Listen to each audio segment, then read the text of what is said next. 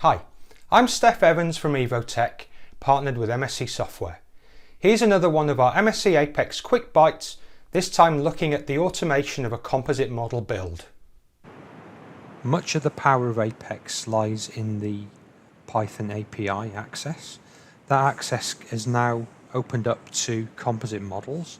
So we're just showing a quick example here of a script which has been used to manipulate an existing laminate around a fuselage window frame here, for example. So we've just added a series of plies into the model.